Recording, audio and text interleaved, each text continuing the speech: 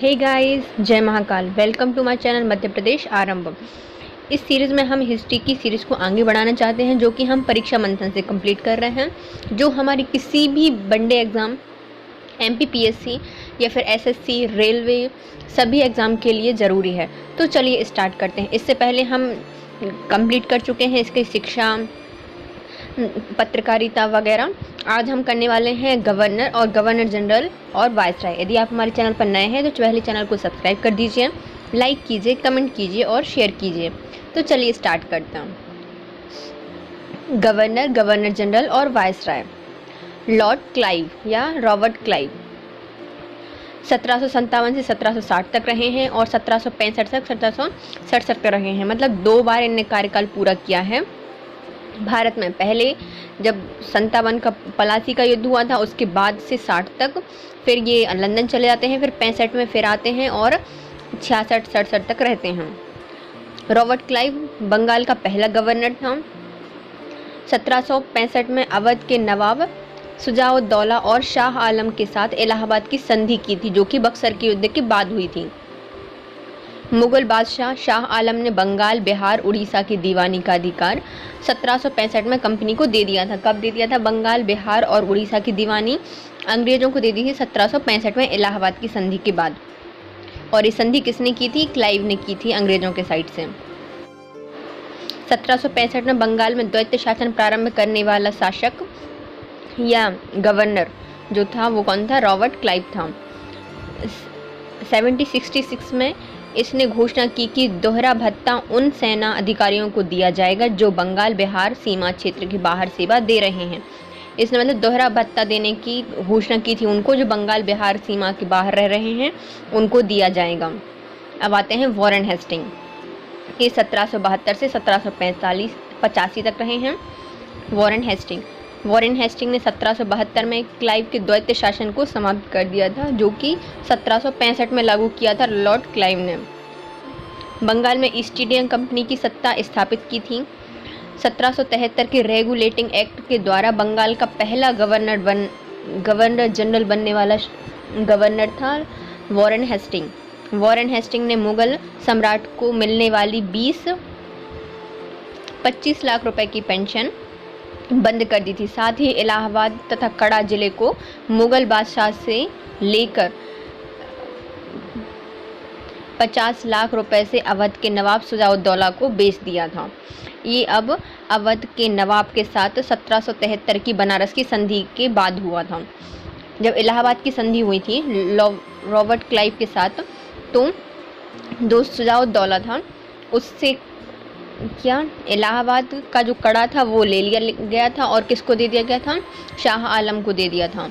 और इसमें क्या हुआ है? बनारस की संधि में जो अवध के शासक हैं शुजा-उद-दौला, उनसे अवध ले लिया गया है कि मतलब उनको दे दिया गया, बेच दिया है 50 लाख रुपए में। और ये हुआ है 1773 की बनारस की संधि के बाद। 1773 में रेगुलेटिंग एक्ट आया था, जिसके तहत बंगाल का पहला गवर्नर जनरल कौन बन गया था? Warren Hasting. और इसी के तहत रेगुलेटिंग एक्ट के द्वारा कलकत्ता में सुप्रीम कोर्ट की स्थापना की गई, जिसके अधिकार क्षेत्र के दायरे में कलकत्ता के सभी लोग आते थे। 1773 के रेगुलेटिंग एक्ट के द्वारा कलकत्ता में एक सुप्रीम कोर्ट की स्थापना की गई। कलकत्ता के बाहर के विवाद का निपटान वह अदालत तभी करती है जब उसके लिए दोनों पक्ष सहमत होते हैं। यदि देखो कलकत्ता में जो रह रहा है, यदि उनके बीच में विवाद होता है तो कहाँ जाएगा? केस सुप्रीम कोर्ट में जाएगा, जो कि कब बना था? 1773 के रेगुलेटिंग एक्ट के द्वारा बनाया गया था। लेकिन यदि कलकत्ता से बाहर का यदि कोई केस है तो वो कलकत्ता के सुप्रीम कोर्ट में तभी जाएगा जब दोनों पक्ष इसमें सहमत होंगे।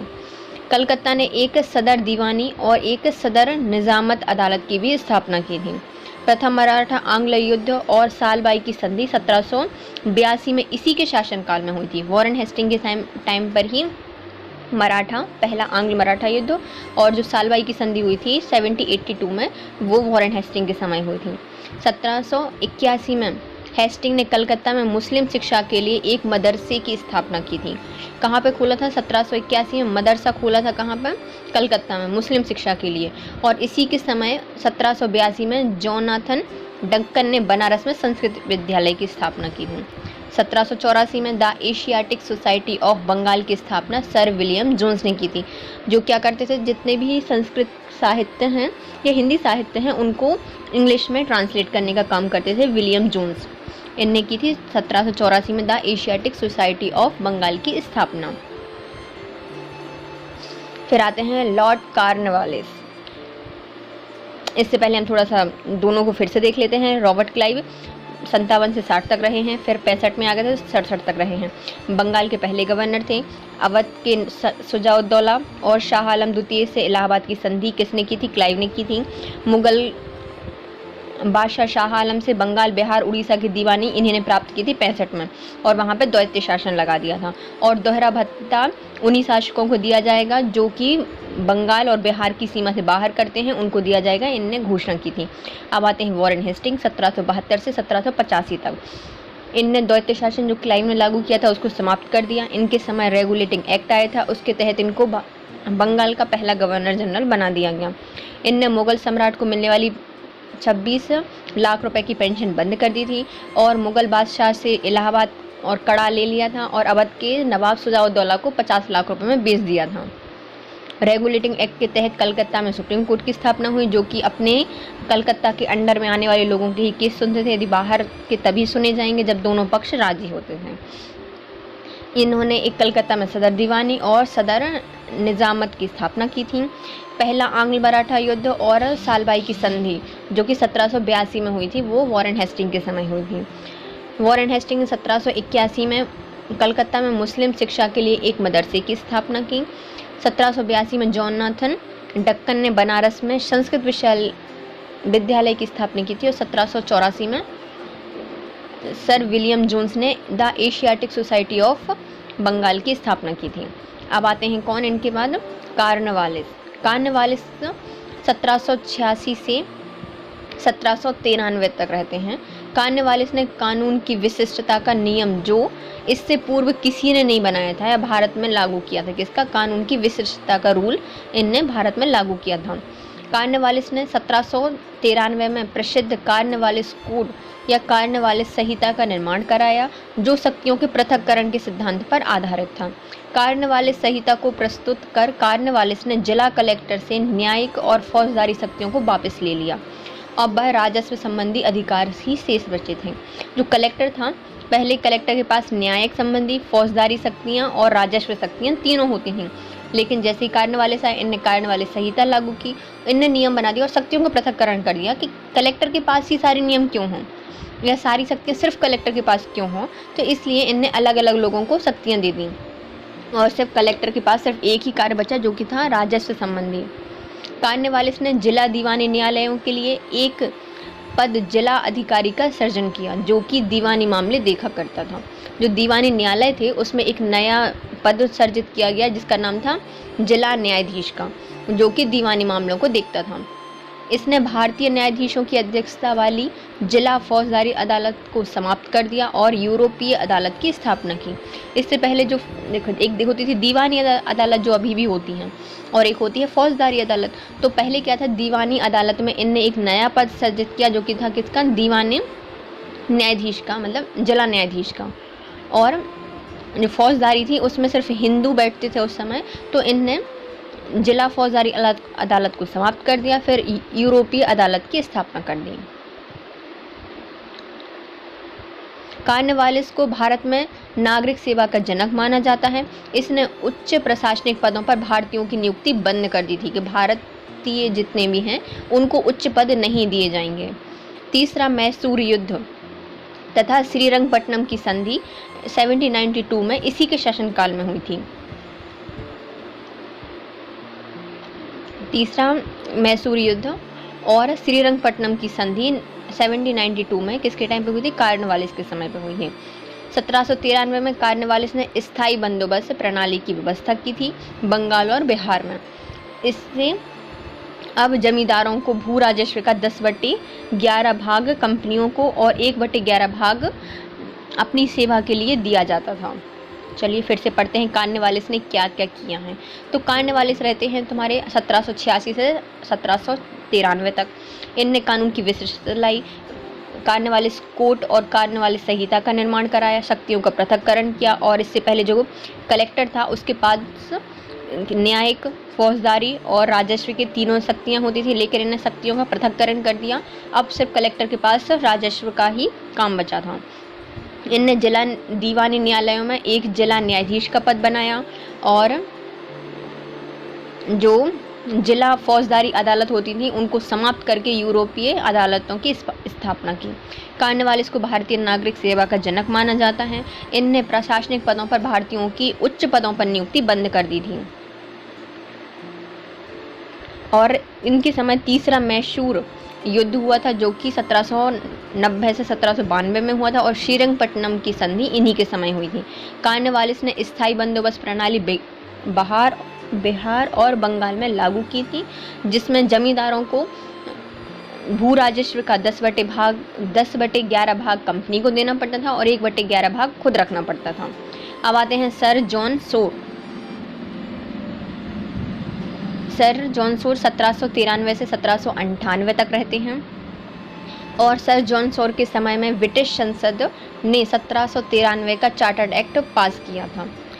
ये तटस्थ नीति का पोषक था, मतलब तटस्थ रहते थे, ज़्यादा शोर शराबा नहीं करते थे, हर के साथ ज़्यादा शासकों के साथ भी इनके ज़्यादा अच्छे संबंध नहीं थे या फिर ख़राब भी नहीं थे, तटस्थ रहे हैं हर चीज़ में और अपनी हस्तक्षेप की नीति के लिए प्रसिद्ध थे।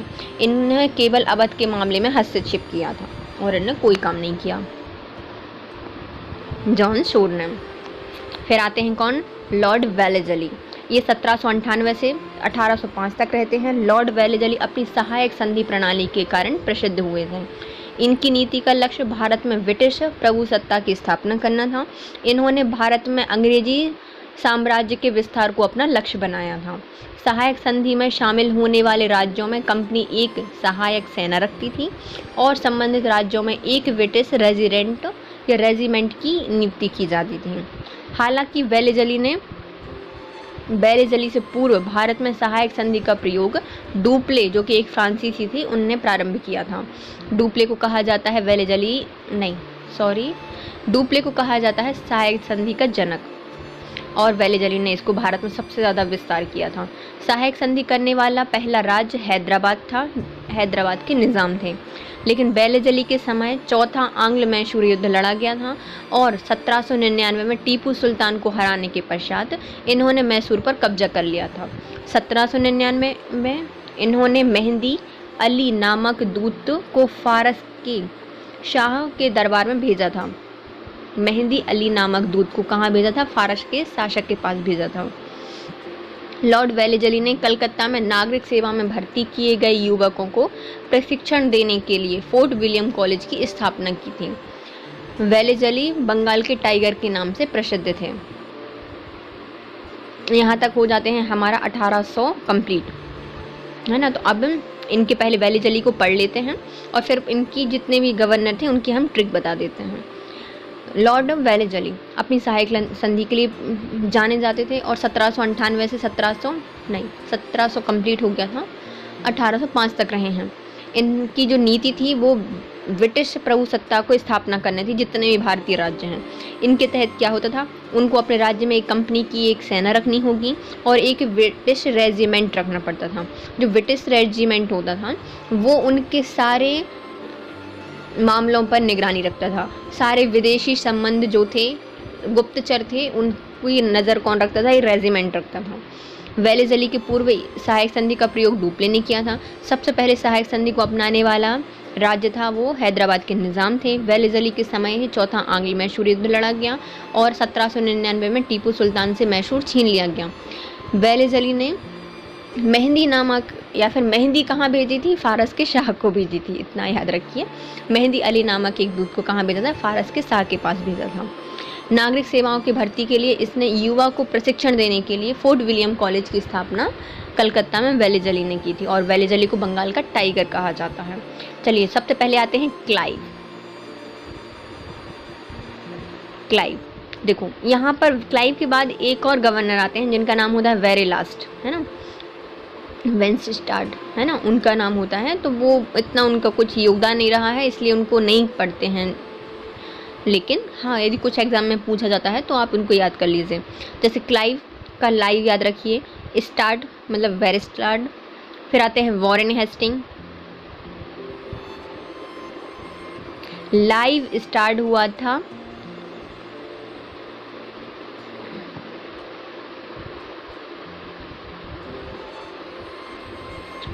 है ना, लाइव स्टार्ट हुआ तो लाइव वेरी लास्ट, और हेस्ट हुआ मतलब हस्टिंग। कार्नवालिस कान में शोर से जल गए, कान में शोर से जल गए, है ना। तो कार्नवालिस, फिर उनके बाद आते हैं जॉन शोर, फिर उनके बाद आते हैं वेलेजली, है ना, कान शोर से जल गए। फिर आते हैं 1805 में आता है लॉर्ड कार्नवालिस।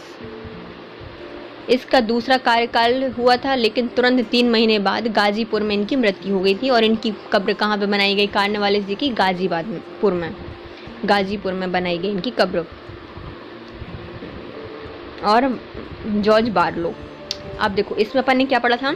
शोर से कान जल गए, शोर से, और बाल भी जल गए, तो बार्लो भी आते हैं। तो 1805 तक रहते हैं। इनने भी आहत से छिप की नीति का कड़ाई से पालन किया था। पहले आते हैं अपने जॉन शोर, जो कि आहत से छिप नीति के लिए जाने जाते हैं, सिर्फ अवध के मामले में बोले थे। फिर आते हैं कौन?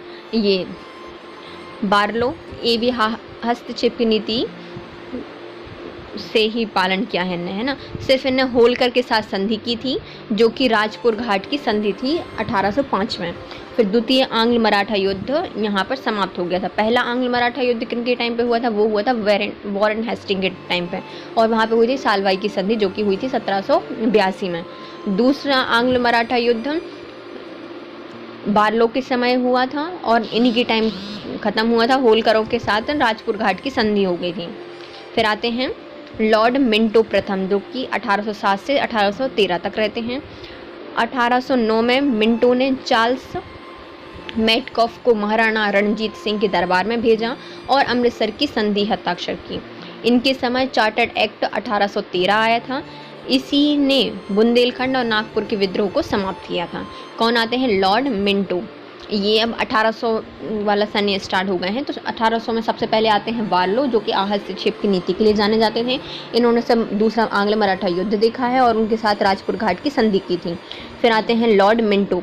1807 से 1813 तक रहते हैं। इन्होंने मेटकॉफ नामक एक गवर्नर को राजा रणजीत सिंह के दरबार में भेजा और अमृतसर संधि हस्ताक्षर की।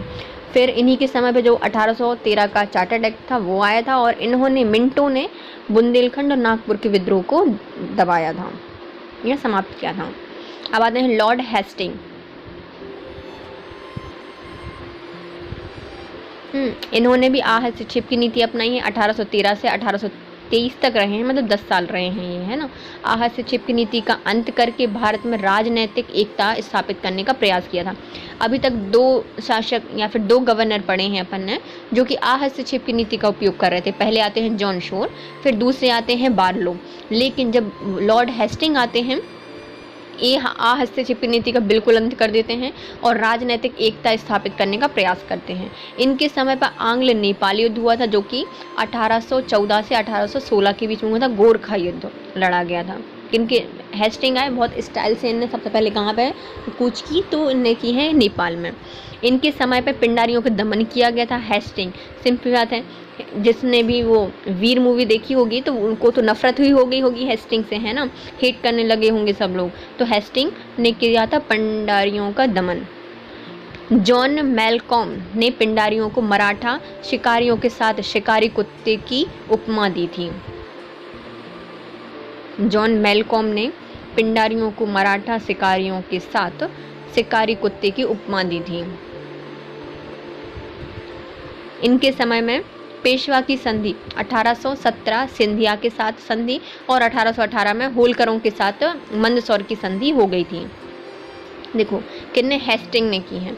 और इनके समय मद्रास में रैयतवाड़ी व्यवस्था 1820 का प्रारंभ गवर्नर थॉमस मुनरो ने कर दिया था। कौन आते हैं? Lord Hasting. बहुत स्टाइल से रहते हैं ये, हेस्टिंग है, फिर हैश लगाते हैं, हैशटैग, है ना। तो सबसे पहले इनके पास कुछ ऐसा नया करने के लिए नहीं था, तो इनने सबसे पहले क्या किया, हस्तक्षेप की नीति को समाप्त कर दिया और राजनैतिक एकता में स्थापित करने का प्रयास करने लगे। इसको एकता के स्थापित करने के लिए सबसे पहले कहाँ गए, नेपाल गए, क्योंकि जितने भी अपने यहाँ से शासक या फिर क्रांतिकारी भागते थे वो कहाँ भागते थे, नेपाल भागते थे। ये नेपाल का युद्ध लड़ा 1814 से 1816 तक गोरखा युद्ध लड़ा गया। फिर इसके बाद इनने पिंडारियों का दमन कर दिया, मतलब थोड़ी सी स्टाइल मार की, है ना, हेस्टिंग। फिर पिंडारियों को मैकॉम ने कहा था कि शिकारियों के साथ शिकारी कुत्ते की उपमा दी थी इनने, मैकॉम ने। फिर पेशवाओं के साथ इनने दो संधि, मतलब इनकी फिर संधि हुई है पेशवाओं के साथ 1817 में सिंधिया के साथ संधि हुई। फिर 1818 में होलकरों के साथ मंदसौर की संधि किसने की थी, हेस्टिंग ने की थी। इनके शासनकाल में मद्रास में रैयतवाड़ी व्यवस्था 1820 में हेक्टर मुनरो ने स्टार्ट कर दी थी, थॉमस मुनरो ने स्टार्ट कर दी थी। मद्रास में रैयतवाड़ी व्यवस्था 1920 में इनने प्रारंभ कर दी थी। फिर आते हैं एम हस्ट, ये 1823 से 1828 तक रहते हैं। इनके समय में प्रथम आंग्ल बर्मा युद्ध हुआ था, एम हस्ट 1824 से 1826 तक। इनमें बर्मी सैनिक पराजित हुए थे, जो बर्मा के सैनिक थे वो पराजित हो गए थे बर्मा के युद्ध में। 1826 में दोनों के मध्य यानडूब की संधि हुई थी, जिसमें कंपनी के नियंत्रण वाले क्षेत्र का विस्तार हुआ था। इसी के समय 1824 में बैरकपुर के सैनिक छावनी में विद्रोह हुआ था, जिसका कारण था भारतीय सैनिकों द्वारा बर्मा जाकर युद्ध करने से इनकार, क्योंकि समुद्र पार जाना इनके धर्म के विरुद्ध था। चलिए देखो, एम हस्ट, इनके नाम से ही थोड़ी सी हर्ट वाली फीलिंग आ रही है। एम हस्ट मतलब मैं हर्ट हो गई, आई एम हर्ट। तो कैसे हर्ट होंगे हम, देखो हेस्टिंग ने तो स्टाइल मार के नेपाल जीत लिया था, अब इनको भी कुछ नया करना था, सब लोगों को हर्ट करना था, जाके बर्मा पर कूच कर दी, बर्मा के सैनिकों को हरा दिया और फिर यानडूब की संधि की 1826 में। और इनके समय ही बैरकपुर में सैनिक विद्रोह हुआ था। क्यों, क्योंकि जो मैंने अभी आपको जब राजा राम मोहन राय पढ़ा रही थी तब आपको बताया था कि जो राजा राम मोहन राय थे उनके समय पर एक प्रथा बहुत प्रचलित थी कि यदि कोई भारतीय समुद्र पार करके जाएगा तो उसकी मृत्यु हो जाएगी।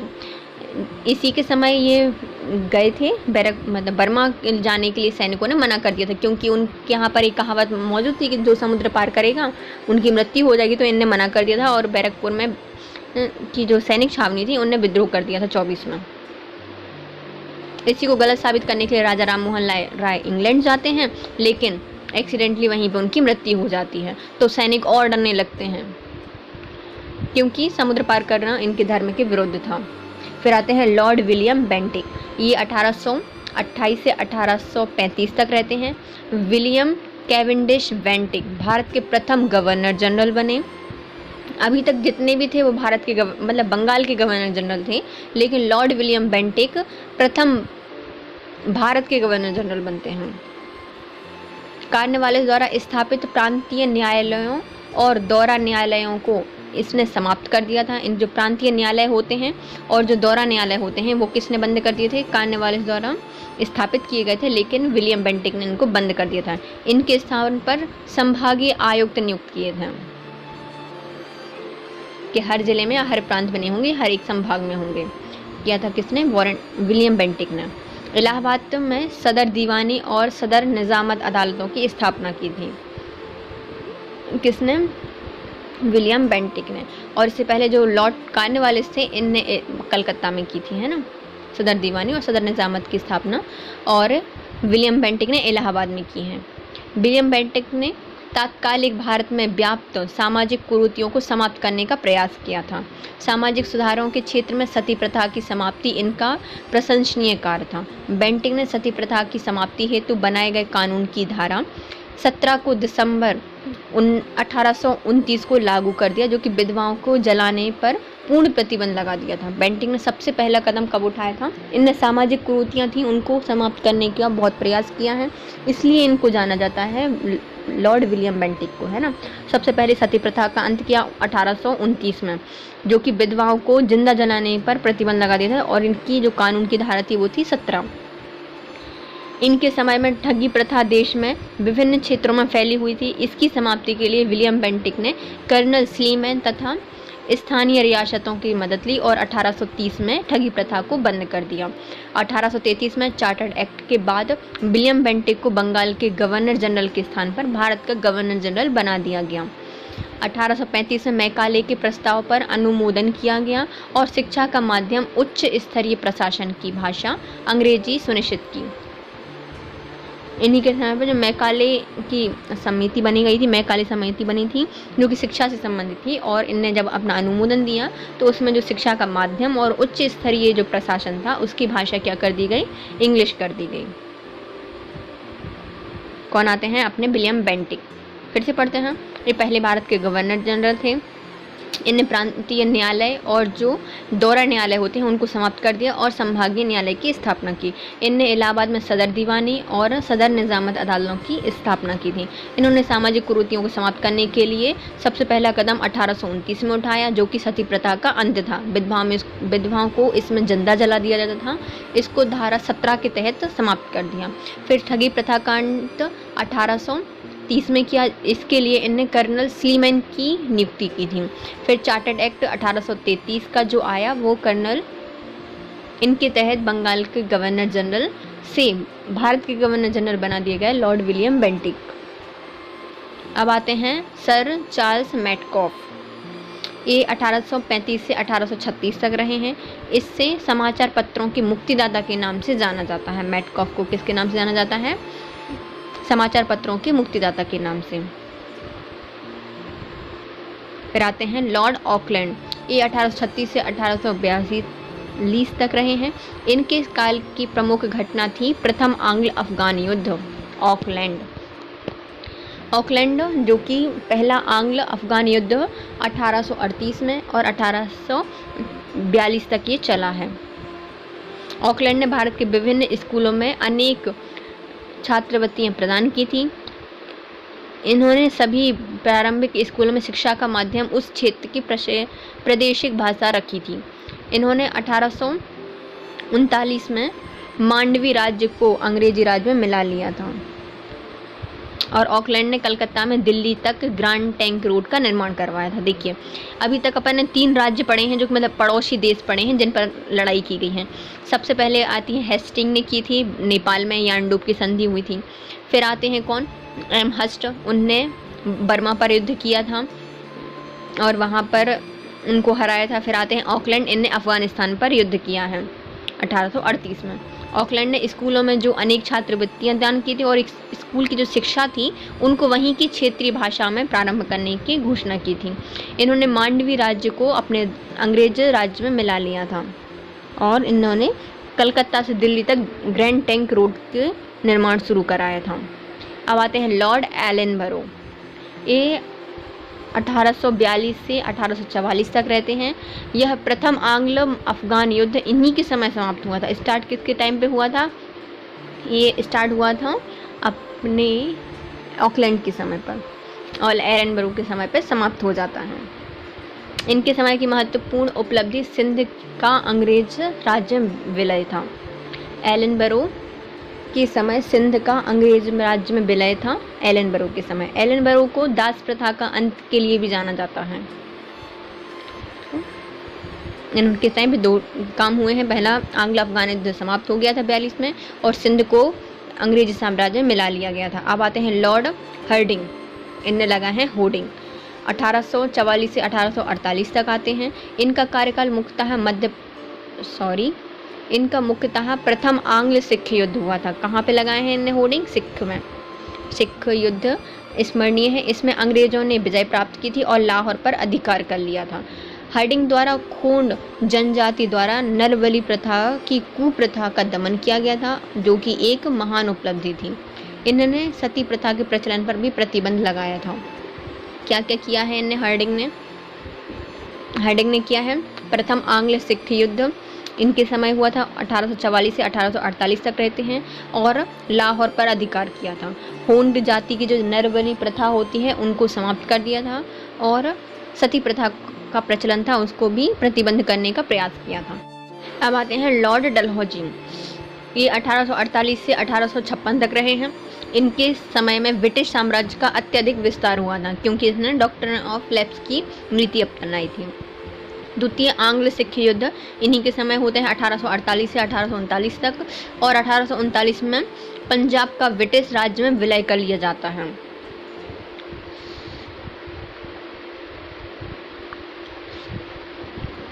इस युद्ध के विषय में डलहौजी ने कहा था, सिखों ने युद्ध मांगा था, यह युद्ध प्रतिशोध सहित लड़ा जाएगा। इसी के समय पर द्वितीय आंग्ल बर्मा युद्ध लड़ा गया, जो कि 1852 में लड़ा गया था, और इन अंग्रेजों ने बर्मीज़ों को पराजित किया और लोअर बर्मा और पीगू पर अधिकार कर लिया। सबसे पहले आंग्ल बर्मा युद्ध कब हुआ था? तो ये हुआ था एमहर्स्ट के टाइम पे 26 के समय में, है ना, 1826 के समय हुआ था। लेकिन बर्मा युद्ध, दूसरा आंग्ल बर्मा युद्ध डलहौजी के टाइम पे हुआ है 1842 मतलब 92 में हुआ है, और इसमें क्या हुआ था, बर्मा और पीगू पर अधिकार कर लिया था। पहले में अधिकार नहीं किया था, दूसरे में अधिकार कर लिया। डलहौजी के शासन को उसने व्यक्तिगत सिद्धांत या डॉक्ट्राइन ऑफ लैप्स अर्थात राज हड़प नीति के कारण अधिक याद किया जाता है। इसने तात्कालीन राज्य रजवाड़ों को 3 भागों में बांटा था। इसने क्या किया था, पूरे भारत में हड़प नीति लागू कर दी थी और इनको पूरे भारत के राज्यों को 3 भागों में बांटा था। पहले वे रजवाड़े आते थे जो किसी के नियंत्रण में नहीं है, मतलब ए वाले पार्ट की, मतलब इन पर किसी का नियंत्रण नहीं है, ना ही किसी को कर देते हैं, मतलब एक किसी मतलब सरकार को कर नहीं देते, मतलब जो ब्रिटिश थे उनको कर नहीं दिया जाता था।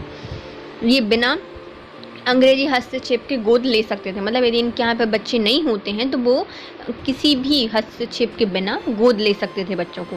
क्या क्या थे, पहला ए पार्ट में आता है तो इन पर किसी का नियंत्रण नहीं था, कर नहीं देते थे किसी को, और ये गोद ले सकते थे बच्चों को। फिर आते हैं दूसरे मतलब बी पार्ट के, ये वे रजवाड़े आते हैं जो मुगल सम्राट या पेशवा के नियंत्रण में थे, मतलब जो मुगलों के अंडर में थे या फिर पेशवाओं के अंडर में थे, उनके वे रजवाड़े आते हैं बी में। परंतु डलहौजी के समय में अंग्रेजों के अधीन थे, मतलब अब डलहौजी के अंडर में आ गया पेशवा और पूरा मुगल साम्राज्य, तो किसके अंडर में चले गए ये सब लोग, ब्रिटिश या अंग्रेज के अधीन चले गए। इन्हें गोद लेने से पहले अंग्रेजों से अनुमति लेनी पड़ती थी, मतलब यदि आपको किसी बच्चे को गोद लेना है तो पहले अनुमति किससे लेनी पड़ेगी, ब्रिटिश सरकार से। फिर आते हैं तीसरी कैटेगरी के, सी कैटेगरी के, इसमें भारतीय रियासतें जो अंग्रेजों की बदौलत ही जीवित थी, मतलब इनको शासक अंग्रेजों ने बनाया है, इनकी बदौलत है, वे गोद लेने का अधिकार ही नहीं था कि वे बच्चों को गोद नहीं ले सकते। इस सिद्धांत के द्वारा सर्वप्रथम 1848 को सतारा का विलय किया गया, फिर 1839 को जैतपुर और संभलपुर, 1850 में बाघात, 1852 को उदयपुर और 1853 को झांसी और 1854 को नागपुर का विलय कर लिया गया। 1853 में इन्होंने हैदराबाद के निज़ाम पर धनराशि बकाया होने का आरोप लगाकर उससे बराड़ छीन लिया। 1856 में अवध को कुशासन के आधार पर अंग्रेजी साम्राज्य में मिला लिया गया। वहां के नवाब वाजिद अली शाह को 12 लाख रुपए पेंशन देकर कलकत्ता निर्वासित कर दिया। देखिए मतलब इनकी सहायक संधि, मतलब व्यक्तिगत का सिद्धांत पढ़ लेते हैं। क्या था, इनने पूरे रजवाड़ों को 3 भागों में बांटा था। पहले कैटेगरी में वो मतलब स्वतंत्र थे, कर नहीं देते थे, और बच्चे गोद लो नहीं लो आपकी मर्जी, पूरा अधिकार था उनको। दूसरे जो कभी मुगलों के या फिर पेशवाओं के अंडर में थे, लेकिन अब ब्रिटिश शासन के आने के बाद ये ब्रिटिशों के अंडर में चले गए, तो उनको यदि बच्चे गोद लेने हैं तो ब्रिटिशों की परमिशन लेनी पड़ेगी, परमिशन लेंगे और वो नहीं देंगे, सिंपल सी बात है। और तीसरी कैटेगरी में वो आते हैं जो कि अंग्रेजों की बदौलत ही शासन कर रहे हैं और वो बच्चे गोद नहीं ले सकते।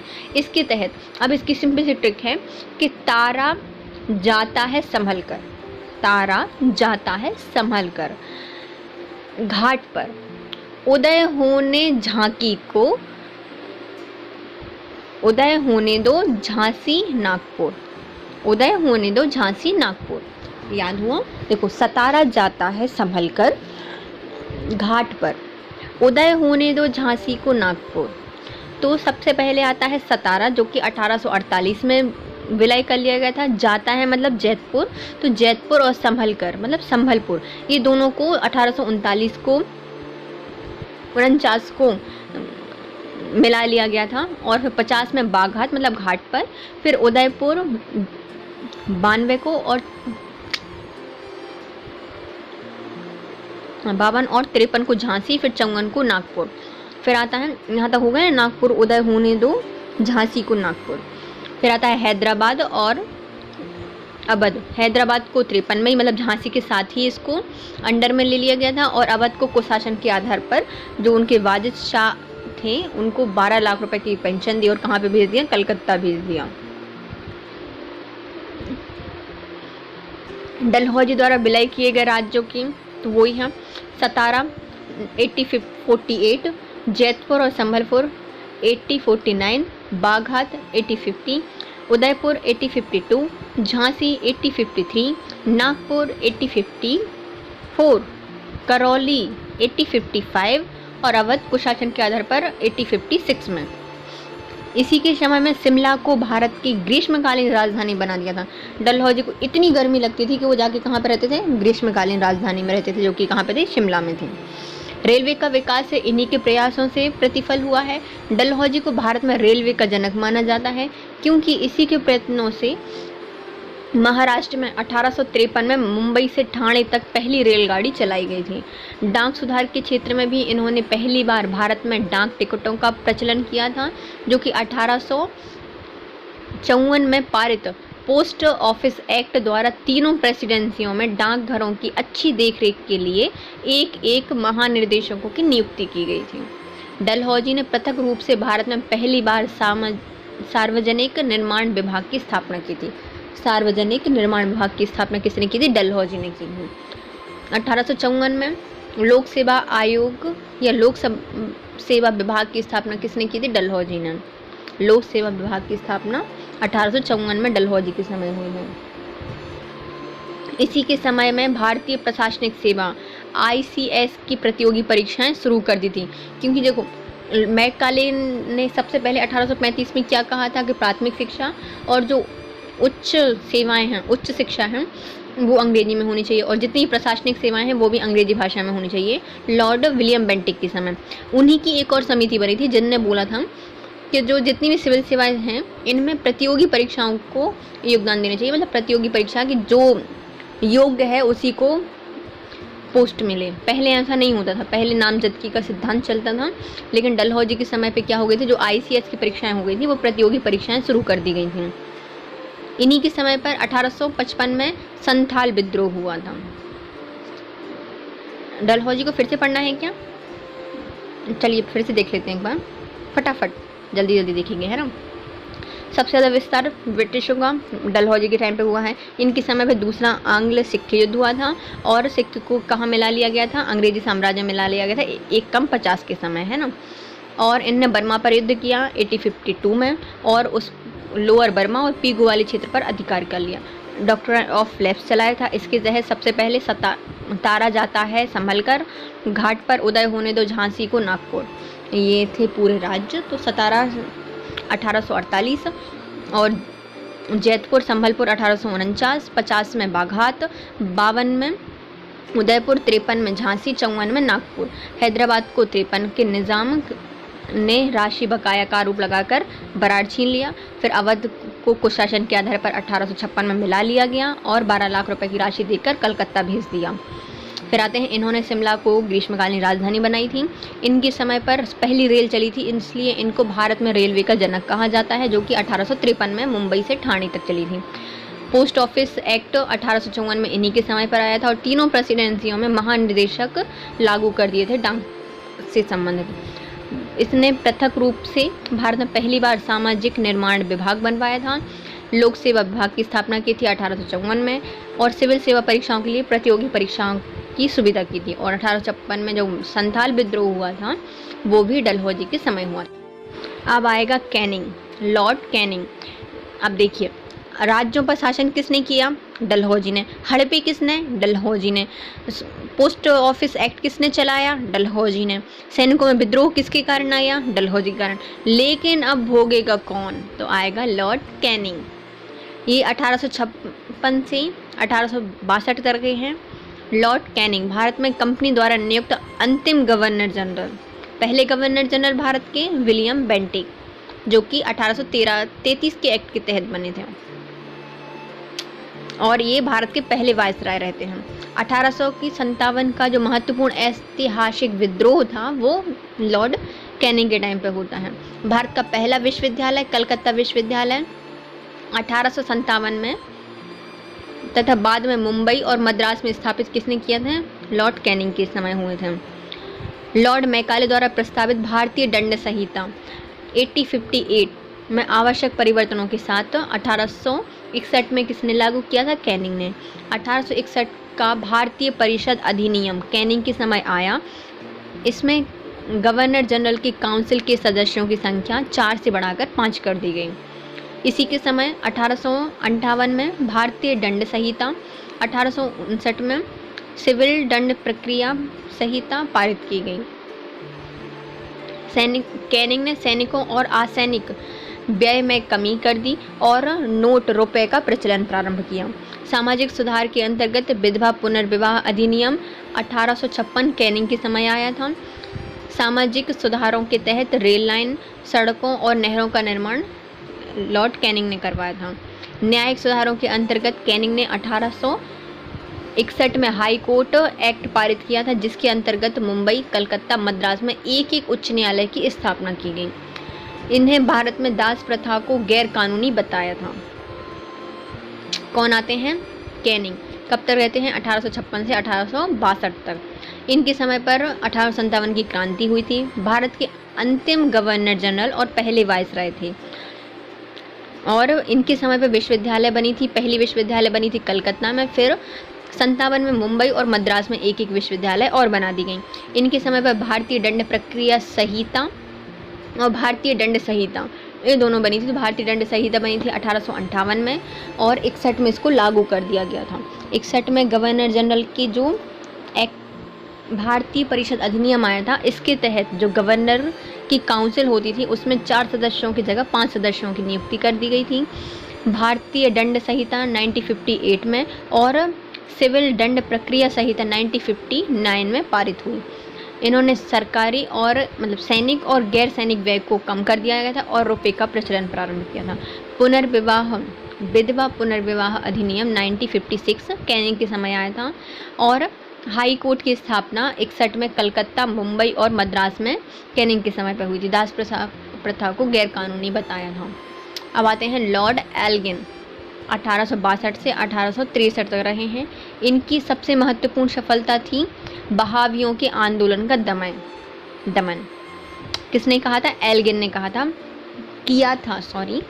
बहावियों का आंदोलन का दमन किसने किया था? तो एल्गिन ने किया था। इनके समय में विधवा पुनर्विवाह को प्रोत्साहित किया था और पंजाब में इनकी मृत्यु हुई थी। अब आते हैं लॉर्ड एल्गिन। 1862 से 1863 तक रहे हैं, सिर्फ 1 साल। इनकी महत्वपूर्ण सफलता ये रही थी कि इन्हें बहावियों का जो आंदोलन था उनका दमन किया था, विधवा पुनर्विवाह को प्रोत्साहन किया था और इनकी पंजाब में मृत्यु हो गई थी 1863 में। फिर इनके बाद आते हैं लॉर्ड सर जॉन लॉरेंस। ये 1864 से 1869 तक रहते हैं, 69 तक रहते हैं। इनका महत्वपूर्ण था, इनके समय भूटान में महत्वपूर्ण युद्ध 1864 हुआ था, जिसमें भूटान पराजित हुआ था और दोनों पक्षों के बीच संधि हो गई थी। भूटान का युद्ध किसके टाइम पे हुआ है? लॉरेंस के टाइम पे हुआ है। 1865 में इनके द्वारा यूरोप के साथ दूर संचार व्यवस्था स्टार्ट की गई थी और भारत और यूरोप बीच प्रथम समुद्र टेलीफोन सेवा स्टार्ट की गई थी 1865 में। किनके टाइम पे? लॉरेंस के टाइम पे यूरोप और भारत के बीच में पहली समुद्री टेलीग्राफ सेवा स्टार्ट हो गई थी और भूटान ने भारत पर आक्रमण किया था 1864 में। फिर आते हैं लॉर्ड मेयो। 72 तक रहते हैं। मेयो ने 70 में भारत में वित्तीय केंद्रीकरण की शुरुआत की थी। मेयो ने बोला था कि भारत में एक वित्तीय केंद्रीकरण होना चाहिए जिससे कि हम मेयो खरीद सकें। इन्होंने बजट घाटे को कम किया था और आयकर की दर को 1% से बढ़ाकर 2.5% कर दिया था। जो आय पर कर लगता था वो कितना? पहले 1% लगता था, इन्हें 2.5% कर दिया था और बजट के घाटे को कम किया था। 1861 में 1871 में भारत में पहली बार जनगणना मेयो के समय हुई थी। यह प्रायोगिक जनगणना थी जो रिपुन के काल में 1881 में नियमित कर दी थी। मतलब मेयो ने क्या बोला कि हमें कितना बजट बनाना है, कैसा बनाना है, हम कैसे डिसाइड करेंगे कितने लोगों को पैसे देने हैं या कितनी सेवाएं होनी चाहिए। हमें इससे पहले ये पता करना चाहिए कि भारत में कितने लोग रहते हैं, फिर तो हम निकालेंगे ना बजट। तो बजट को कम मतलब बजट घाटे को कम करने के लिए इन्हें जनगणना करवाई थी, लेकिन सिर्फ एक प्रायोगिक थी क्योंकि इनको बजट तैयार करना था। लेकिन इसको नियमित किसने किया है? रिपन ने किया था, जो कि 1881 में किया था। इनने 1871 में सबसे पहले जनगणना करवाई थी। इन्होंने मद्रास मुंबई में नमक कर में वृद्धि कर दी थी। मद्रास और मुंबई में नमक कर में वृद्धि कर दी थी। इनके समय ही सांख्यिकी सर्वेक्षण विभाग की स्थापना हुई थी। मेयो के समय ही सांख्यिकी सर्वेक्षण विभाग की स्थापना हुई थी। 1772 में मेयो की अंडमान में एक अफगान द्वारा चाकू मारकर हत्या कर दी गई। मेयो पहला भारतीय वायसराय था जिसकी हत्या कार्यकाल के दौरान उनके ऑफिस में हुई थी। अब आते हैं लॉर्ड मेयो, फिर से पढ़ लेते हैं एक बार। इनने भारत में वित्तीय विकेंद्रीकरण की शुरुआत की थी, बजट के घाटे को कम किया था, आयकर में वृद्धि की थी। पहले आयकर 1% लगता था, अब कितना लगा था? 2.5%। इन्होंने जनगणना करवाई थी 1871 में, जो कि पहली प्रायोगिक जनगणना थी। इसको नियमित 1881 में किया था लॉर्ड रिपन ने। इन्होंने मद्रास और मुंबई में नमक कर में वृद्धि कर दी थी। इन्होंने सांख्यिकी सर्वेक्षण विभाग की स्थापना की थी। अंडमान में इनको एक अफगान शासक या अफगान ने चाकू मार दिया था और हत्या कर दी थी। पहले गवर्नर थे जिनकी वायसराय के पद पर कार्यकाल के दौरान उनके ऑफिस में हत्या की गई थी। अब आते हैं लॉर्ड नॉर्थब्रुक। इनका कार्यकाल रहा है 1872 से 1876 तक। इनके समय पर कूका आंदोलन या कूका विद्रोह हुआ था। बंगाल बिहार में भयानक अकाल पड़ा था नॉर्थब्रुक के समय। 1873 में इन्होंने घोषणा की कि मेरा उद्देश्य करों को हटाना तथा अनावश्यक वैधानिक कार्यवाहियों को बंद करना है। नॉर्थब्रुक के समय पर क्या हुआ? बंगाल बिहार में अकाल पड़ा और कूका आंदोलन नॉर्थब्रुक के समय हुआ था। इसने अफगानिस्तान के संदर्भ में हस्तक्षेप की नीति अपनाई थी। इसके समय सुएज नहर खुल जाने के कारण भारत और ब्रिटेन के मध्य व्यापार प्रारंभ होने लगा था। फिर ब्रिटिश मतलब सुएज नहर खुल गई थी किनके टाइम पे? नॉर्थब्रुक के टाइम पे। और बंगाल से या भारत से ब्रिटेन मध्य व्यापार में वृद्धि हो गई थी। इसी के समय 1875 में Prince of Wales King Edward 7 Bharat की यात्रा पर आए थे।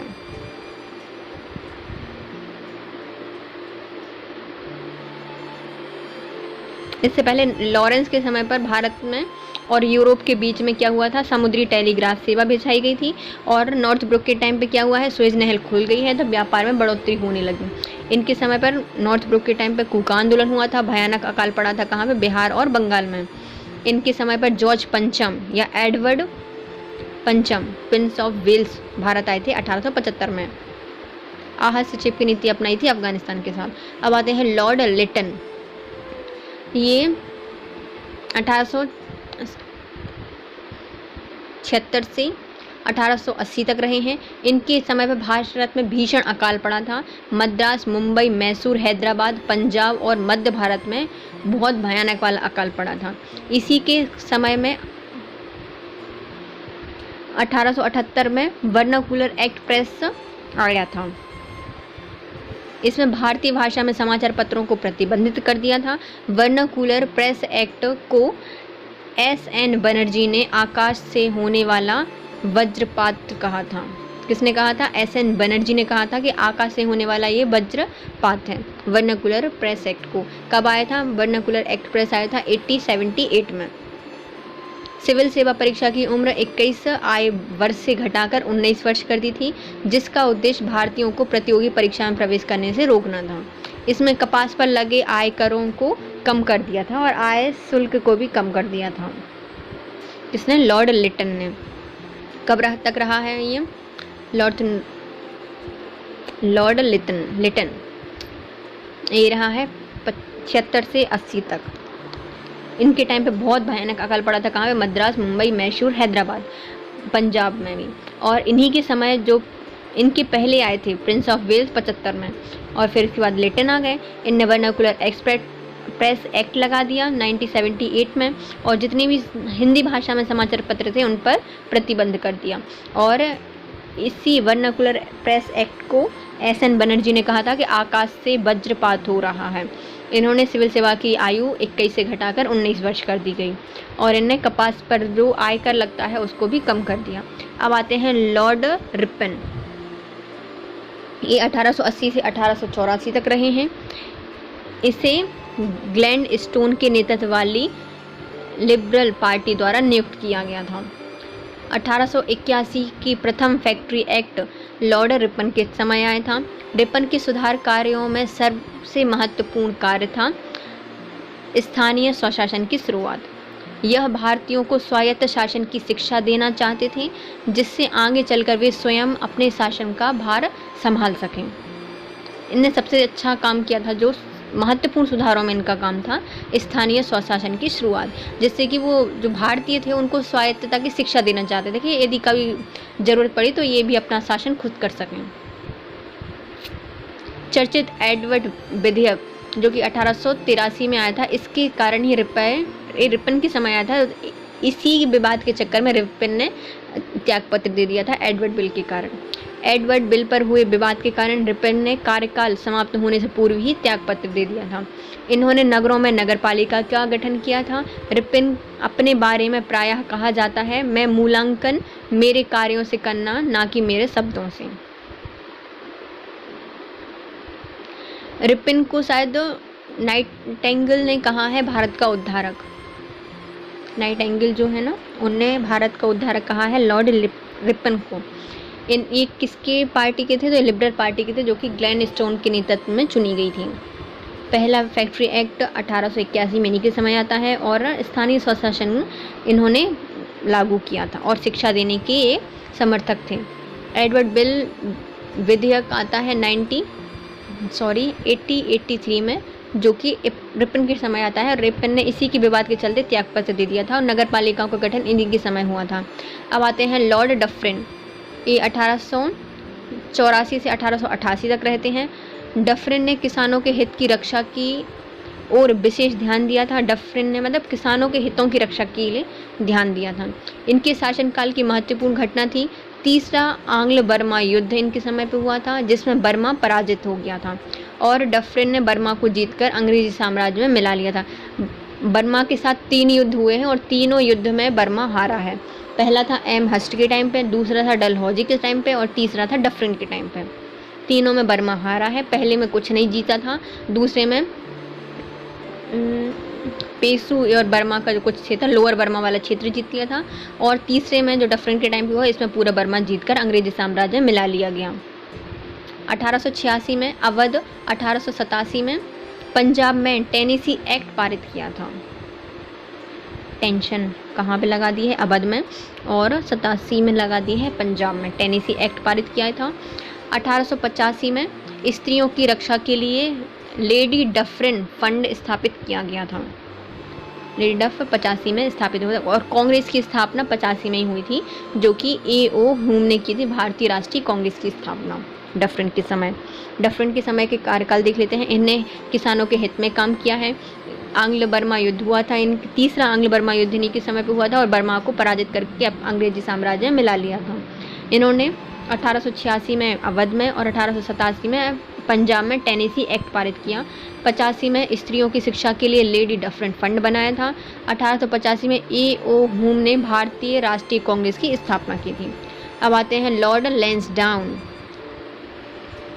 ये 1888 से 1894 तक रहते हैं। लैंसडाउन ये ब्रिटिश साम्राज्य की सीमा को बढ़ाना चाहते थे।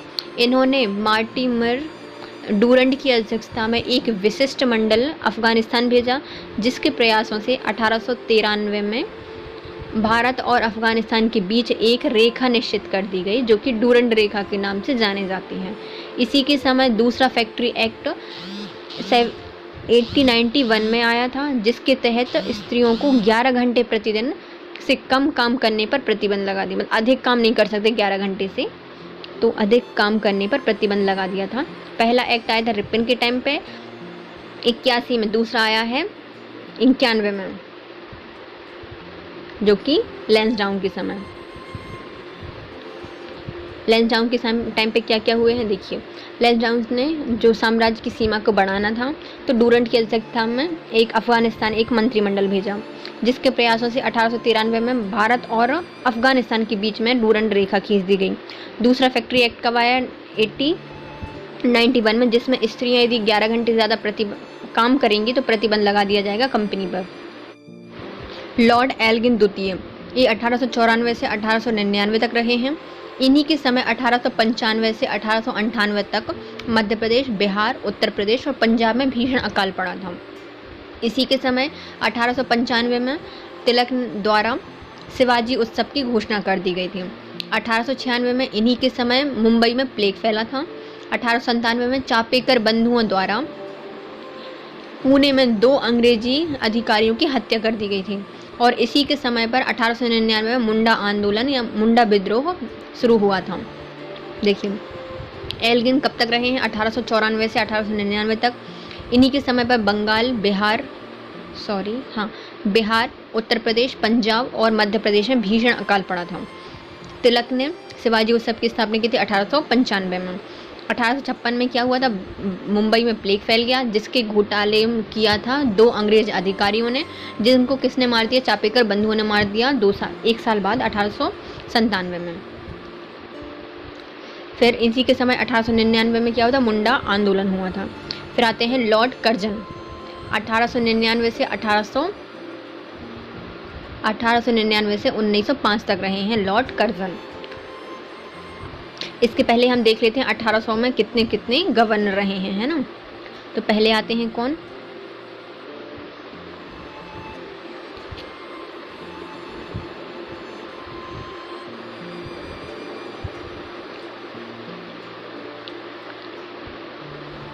देखिए सबसे पहले 1800 के स्टार्ट हुआ था, वो आया था बेलेजली के बाद आया है जॉन शोर, फिर आया नहीं बेलेजली जॉन शोर के बाद आया था, फिर आता है वेलेजली, फिर आते हैं कार्नवालिस, फिर आते हैं बार्लो, फिर Minto, Lord Hasting, Lord Amherst, Lord William Bentinck, Lord Metcalfe, फिर उनके बाद आते हैं ऑकलैंड, फिर एलनबरो, हर्डिंग, डलहौजी, कैनिंग, फिर एल्गिन प्रथम, फिर आते हैं जॉन लॉरेंस, फिर आते हैं लॉर्ड मेयो, फिर लॉर्ड नॉर्थब्रोक, फिर आते हैं लॉर्ड लिटन, फिर आते हैं रिपन, फिर आते हैं लॉर्ड डफरिन, फिर आते हैं लैंसडाउन और एल्गिन द्वितीय, फिर आते हैं कर्जन। अब आते हैं 1900 के स्टार्ट हो गए, तो अब सबसे पहले आते हैं इसमें कर्जन। इनके समय पर 1899 से 1900 में जो अकाल पड़ा था, इसके लिए कर्जन ने सर एंटोनी मैकडोनाल्ड की अध्यक्षता में एक अकाल आयोग की स्थापना की थी। 1901 में सर कॉलिन स्कॉट मीनकाफ की अध्यक्षता में एक सिंचाई आयोग बनाया गया था। कॉलिन स्कॉट मीनकाफ की स्थापना में एक सिंचाई आयोग बनाया गया था 1901 में। 1902 में सर एंड्रयूज़ फ्रेजर की अध्यक्षता में एक पुलिस आयोग का गठन किया गया, ताकि प्रत्येक प्रांत में पुलिस प्रशासन की जांच पड़ताल हो सके। पुलिस विभाग में क्रिमिनल इन्वेस्टिगेशन डिपार्टमेंट CID की स्थापना कर्जन ने की थी।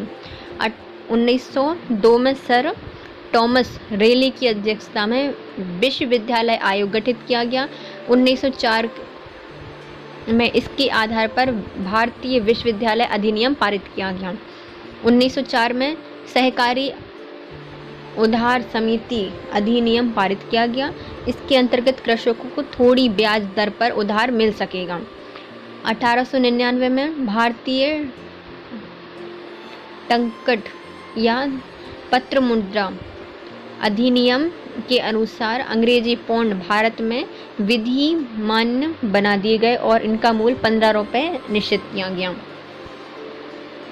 कैनिंग ने किचनर से विवाद होने के कारण 1905 में त्यागपत्र दे दिया। कर्जन के समय कर्जन के भारत में विरोधी कार्यों में सर्वाधिक महत्वपूर्ण कार्य था 1905 में बंगाल का विभाजन। कर्जन ने 1905 में भारत लोक सेवा मंडल एवं रेलवे बोर्ड की स्थापना की थी। चलिए फिर से पढ़ते हैं। कर्जन सबसे विवादित सबसे विवादित लॉर्ड वायसराय, सबसे विवादित वायसराय कौन था? लॉर्ड कर्जन था। देखो सबसे पहले अकाल किन के टाइम पे पड़ गया है? इनके टाइम पे, लॉर्ड एल्गिन के टाइम पे पड़ा था, लॉर्ड लॉरेंस के टाइम पे पड़ा था। तो बहुत अकाल एक आम बात थी भारत में, तो अकाल बहुत सारे पड़ रहे थे, लेकिन इसके लिए आयोग के कौन बनाता है? कर्जन बनाता है। किन की अध्यक्षता में? एंटोनी मैकडोनाल्ड की अध्यक्षता में। फिर आते हैं 1901 में क्या होते हैं? कॉन स्कॉट मिनकाफ की अध्यक्षता में एक सिंचाई आयोग बनाता है। 2 में एंड्रूज फ्रेजर की अध्यक्षता में एक पुलिस विभाग बनाता है हर प्रांत की जांच करने के लिए। क्रिमिनल इन्वेस्टिगेशन के लिए CID की स्थापना करते हैं। और 1902 में है टॉमस रैली की अध्यक्षता में विश्वविद्यालय आयोग बनाते हैं। और 1904 में भारतीय विश्वविद्यालय अधिनियम पारित करते हैं। सहकारी उधार समिति बनाते हैं 1904 में, जो कि किसानों को थोड़े से ब्याज पर ऋण दिया करती थी। भारतीय टंकन और पत्र मुद्रण अधिनियम पारित करते हैं 1899 में, और जिसके तहत जो भारत में जो विधि मान्य होती थी अंग्रेजी पाउंड, उसका मूल्य कितना होता था? 15 रुपये निश्चित किया गया था। अंग्रेज ने किश्नर के विवाद होने के कारण 1905 में त्यागपत्र दे दिया। 1905 में इनने बंगाल विभाजन कर दिया, जिसके कारण ये सबसे विरोधी काम माना जाता है। भारत लोक सेवा मंडल और रेलवे बोर्ड की स्थापना कर्जन ने की थी 1905 में। अब आते हैं लॉर्ड मिंटो द्वितीय। ये 1905 से 1910 तक रहे हैं। इनके समय पर 1906 में मुस्लिम लीग की स्थापना की गई थी। और 1907 में सूरत अधिवेशन में कांग्रेस का विभाजन लॉर्ड मिंटो के समय हुआ है। 30 अप्रैल 1908 में खुदीराम बोस को फांसी दी गई थी। 30 अप्रैल 1908 को खुदीराम बोस को फांसी की सज़ा दी गई थी। और 1909 में SP सिन्हा वायसराय कारणी में शामिल हुए थे लॉर्ड मिंटो के समय। ये रहा है 1905 से 1910 तक। इनके समय पर बहुत सारे काम हुए हैं। पहला तो देखो मुस्लिम लीग की स्थापना हुई थी 1906 में। 1907 में सूरत अधिवेशन में कांग्रेस में फूट पड़ गई थी। 1908 में खुदीराम बोस को 30 अप्रैल के दिन फांसी हो गई थी। और 1909 में SP सिन्हा को वायसराय की कार्यकारिणी परिषद में शामिल कर लिया गया था। अब आते हैं कौन? लॉर्ड हार्डिंग द्वितीय। ये 1910 से 1916 तक रहे हैं। इनके समय पर बंगाल विभाजन निरस्त कर दिया गया था, जो कि 1905 में बंगाल विभाजन कर्जन के समय हुआ था, वो लॉर्ड हार्डिंग द्वितीय के समय पर समाप्त कर दिया था 1911 में। इसके लिए दिल्ली में बंगाल विभाजन रद्द हुआ था और भारत की राजधानी दिल्ली में स्थानांतरित कर दी थी 1911 में। इसी के समय 1912 में दिल्ली राजधानी बनाई गई थी। 1915 में इसी के समय गदर आंदोलन का प्रारंभ हुआ था। डिफेंस ऑफ इंडियन अधिनियम पारित किया गया था 1915 में। डिफेंस ऑफ इंडिया अधिनियम पारित किया गया था 1915 में लॉर्ड हार्डिंग द्वितीय के समय पर। फिर आते हैं 1915 में गोपाल कृष्ण गोखले और फिरोज शाह मेहता का देहांत हो गया था। 4 अगस्त 1914 को इन्हीं के समय प्रथम विश्व युद्ध शुरू हुआ था। और 1916 को हार्डिंग को बनारस हिंदू विश्वविद्यालय का कुलपति नियुक्त किया गया था। अब आते हार्डिंग द्वितीय, जो कि 1910 से 1916 तक रहे हैं। बंगाल विभाजन निरस्त किया था। बंगाल से राजधानी दिल्ली स्थानांतरित की थी 1912 में। इन्हीं के समय 1914 में पहला विश्व युद्ध प्रारंभ हुआ था 4 अगस्त के दिन। गोपाल कृष्ण गोखले और फिरोज शाह मेहता की 1915 में मृत्यु हो गई थी। और 1915 में ही गदर आंदोलन और डिफेंस ऑफ इंडिया अधिनियम पारित हुआ था। और 1916 में हार्डिंग को बनारस हिंदू विश्वविद्यालय का कुलपति नियुक्त कर दिया गया। अब आते हैं लॉर्ड चैम्सफोर्ड। ये 1916 से 1921 तक रहते हैं। इन्हीं के समय तिलक और एनी बेसेंट द्वारा क्रमशः अप्रैल और सितंबर में होम रूल लीग की स्थापना की जाती है। तिलक ने सबसे पहले की थी अप्रैल में और एनी बेसेंट करती हैं कब? सितंबर में 1916 में। किनके समय पर? चैम्सफोर्ड के समय में।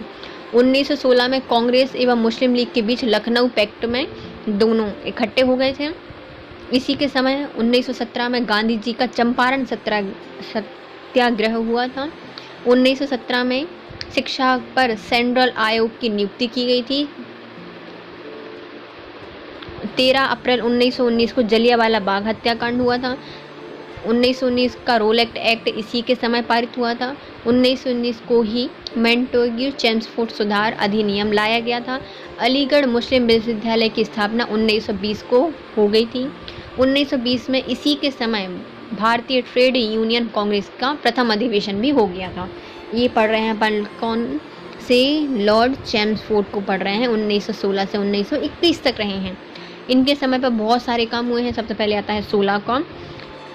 1916 में एनी बेसेंट और तिलक ने होम रूल लीग की स्थापना कर दी थी। तो तिलक ने अप्रैल में और एनी बेसेंट ने सितंबर में। लखनऊ अधिवेशन हुआ 1916 में और मुस्लिम लीग और कांग्रेस इकट्ठे हो गए थे। 1917 में चंपारण में गांधी जी ने सत्याग्रह किया।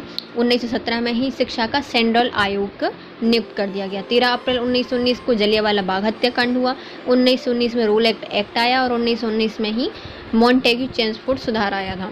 1920 में अलीगढ़ मुस्लिम विश्वविद्यालय की स्थापना कर दी गई और 1920 में इसी के समय भारतीय ट्रेड यूनियन का पहला अधिवेशन हुआ था। अब आते हैं लॉर्ड रीडिंग। ये 1921 से 1926 तक रहे हैं। इनके समय में नवंबर 2021 में प्रिंस ऑफ वेल्स भारत आए थे। 1921 में भारत में दक्षिण पश्चिमी समुद्र तट पर मोपला विद्रोह प्रारंभ हुआ था। इनके समय पर हुआ है मोपला विद्रोह?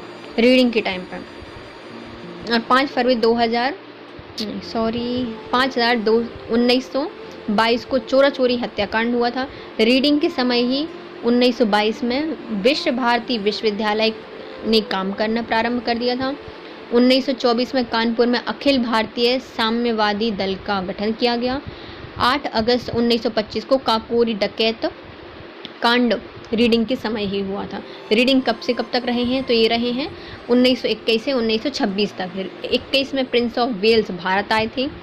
पश्चिम और दक्षिण जो समुद्री तट है भारत का, वहाँ पर क्या हुआ था? मोपला विद्रोह हुआ था। 4 फरवरी 1922 को चोरा चोरी हत्याकांड हुआ था, जिसके तहत गांधी जी ने असहयोग आंदोलन वापस ले लिया था, जो कि 20 में स्टार्ट हुआ था चेम्सफोर्ड के समय। रीडिंग के समय ही विश्व भारती विश्वविद्यालय 1922 में बन गई थी और 1924 में कानपुर में अखिल भारतीय साम्यवादी दल की स्थापना हुई थी। और 9 अगस्त 1925 को काकोरी कांड रीडिंग के समय हुआ था। अब इनकी बात आते हैं लॉर्ड इरविन। ये 1926 से 1931 तक रहे हैं।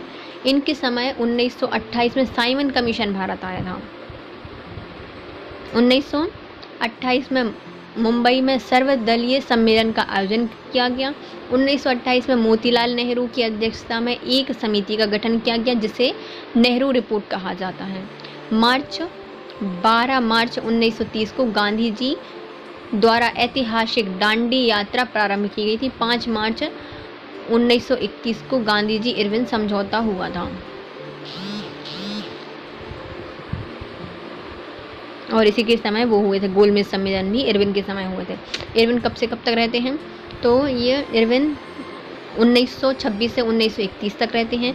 साइमन कमीशन 1928 में इसी के समय आता है। और मुंबई में सर्वदलीय सम्मेलन का आयोजन कहाँ पे किया गया था? 1928 में। नेहरू रिपोर्ट 1928 में मोतीलाल नेहरू द्वारा प्रस्तुत की गई थी। और 12 मार्च 1930 को गांधी जी ने दांडी मार्च प्रारंभ किया था और 5 मार्च को गांधी जी और इरविन के बीच समझौता हुआ था। फिर आते हैं लॉर्ड विलिंगटन। ये 1931 से 1936 तक रहे हैं। 1 सितंबर से 1 दिसंबर 1931 तक द्वितीय गोलमेज सम्मेलन का आयोजन लंदन में विलिंगटन के समय में हुआ था। इस समय में गांधी जी ने कांग्रेस का प्रतिनिधित्व किया था। दूसरे गोलमेज सम्मेलन में गए थे गांधी जी जब इरविन समझौता हुआ था, उसके बाद। किसके समय? तो ये लॉर्ड विलिंगटन के समय। 25 सितंबर 1932 को गांधी जी और अंबेडकर के बीच में पूना पैक्ट हुआ या पूना समझौता हुआ। विलिंगटन के समय ही दिसंबर 1932 में तृतीय गोलमेज सम्मेलन का आयोजन किया गया था, जिसमें कांग्रेस की तरफ से कोई नहीं गया था। 1 अगस्त 1933 में गांधी जी ने दोबारा सविनय अवज्ञा आंदोलन प्रारंभ किया। भारत सरकार अधिनियम 4 अगस्त 1935 इसी के समय आया था, लॉर्ड विलिंगटन के समय। विलिंगटन के समय की देखो कुछ विशेषताएं। 1 सितंबर से 1 दिसंबर के बीच में 1921 में दूसरा गोलमेज सम्मेलन हुआ, जिसमें गांधी जी गए थे, कांग्रेस का प्रतिनिधित्व किया था लंदन। फिर वहां से लौट कर आए। 25 सितंबर 1932 को गांधी जी और अंबेडकर के बीच में पूना समझौता हुआ। विलिंगटन के समय ही दिसंबर 1932 में दूसरा गोलमेज सम्मेलन हुआ। गांधी जी ने दोबारा सविनय अवज्ञा प्रारंभ किया 1 अगस्त 1933 से, और भारत शासन अधिनियम 1935 का 4 अगस्त को आया था विलिंगटन के समय। अब आते हैं लॉर्ड लिनलिथगो। भारत में नियुक्त अंग्रेजी गवर्नर जनरलों में से इसका कार्यकाल सबसे लंबा रहा है। लिनलिथगो का यह रहा है 1936 से 1944 तक।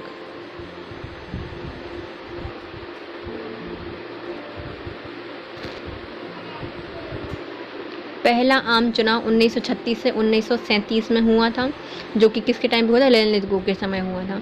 5 प्रांतों में कांग्रेस को पूर्ण बहुमत प्राप्त हुआ था। 2 प्रांतों में समर्थन से सरकार बनाई थी। कुल 8 प्रांतों में कांग्रेस की सरकार बनी थी। 8 अगस्त 1940 को वायसराय द्वारा अगस्त प्रस्ताव लाया गया था। लॉर्ड लिनलिथगो लाए थे, जो कि अगस्त प्रस्ताव। 1941 में रविन्द्रनाथ टैगोर की मृत्यु हो गई थी। लिनलिथगो के समय 1942 में क्रिप्स मिशन भारत आया था। 9 अगस्त 1942 को गांधी जी ने अब्दुल कलाम आज़ाद जैसे नेताओं को गिरफ्तार कर लिया गया था, क्योंकि ये अगस्त आंदोलन या फिर भारत छोड़ो आंदोलन स्टार्ट कर रहे थे। क्या क्या आते हैं? लॉर्ड लिनलिथगो के समय भारत में ये 1936 से 1944 तक रहे हैं। सब भारत में जितने भी गवर्नर जनरल रहे हैं, उनमें सबसे ज़्यादा कार्यकाल लिनलिथगो का ही रहा है। पहले आम चुनाव जो कि 36 से 37 के बीच में हुए थे, तो लिनलिथगो के समय हुए थे। इसमें 5 राज्यों में कांग्रेस पूर्ण बहुमत से आई थी, लेकिन 2 में समर्थन के आधार पर आई थी, और 8 राज्यों में 8 प्रांतों में कांग्रेस की सरकार बनी थी। 8 अगस्त 1940 को वायसराय द्वारा अगस्त प्रस्ताव पारित किया गया था। 1941 में रविन्द्रनाथ टैगोर की मृत्यु हो गई। लिनलिथगो के समय ही 1942 में क्रिप्स मिशन भारत आया था, और 9 अगस्त 1942 को गांधी जी को पकड़ लिया गया था, और अब्दुल कलाम आज़ाद जैसे कई नेताओं को पकड़ लिया गया था। फिर आते हैं लॉर्ड बिवेल। ये 1944 से 1947 तक रहे हैं।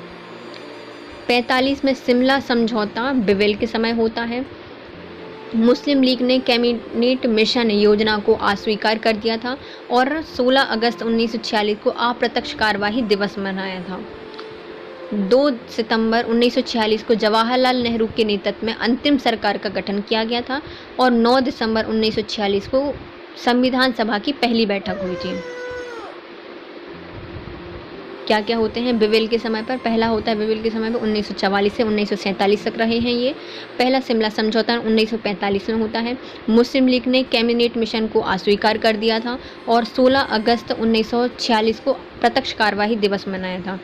2 सितंबर 1946 को जवाहरलाल नेहरू के नेतृत्व में अंतिम सरकार का गठन किया गया, और 9 दिसंबर 1946 को संविधान सभा की पहली बैठक हुई। फिर आते हैं लॉर्ड माउंटबेटन। मार्च 1947 से जून 1948 तक रहते हैं। वायसराय माउंटबेटन ने जून 3rd प्लान के अनुसार 3 जून 1947 को भारत के विभाजन की घोषणा की थी। जून 3rd प्लान के अनुसार 3 जून 1947 को भारत के विभाजन की घोषणा की थी। 7 अगस्त 1947 को संविधान सभा पाकिस्तान ने जिन्ना को अध्यक्ष चुना, और 15 अगस्त 1947 को भारत स्वतंत्र हो गया। 14 अगस्त 1947 को पाकिस्तान, और 15 अगस्त 1947 को भारत आज़ाद हो गया। कौन से? ये माउंटबेटन, जो कि अंतिम वायसराय माने जाएंगे, है ना। अंतिम वायसराय थे। अंग्रेजी अंतिम वायसराय, पहले वायसराय इनके बाद बनते हैं राजगोपालाचारी। पहले वायसराय और आखिरी वायसराय जो बनते हैं वो बनते हैं अपने राजगोपालाचारी। उनसे पहले थे कौन? माउंटबेटन, जो कि मार्च 1947 से जून 1948 तक रहे हैं। इनने जून 3 प्लान के अनुसार 3 जून 1947 को भारत विभाजन की घोषणा की थी। इसके तहत 7 अगस्त 1947 को संविधान सभा पाकिस्तान ने जिन्ना को अध्यक्ष चुन लिया था और 14 अगस्त 1947 को पाकिस्तान और 15 अगस्त 1947 को भारत स्वतंत्र हो गया था। Thank you so much guys. यदि आपको वीडियो पसंद आया है तो लाइक कीजिए, कमेंट कीजिए और सब्सक्राइब कीजिए। प्लीज़ प्लीज़ प्लीज़ शेयर कीजिए। Thank you so much. Have a nice day.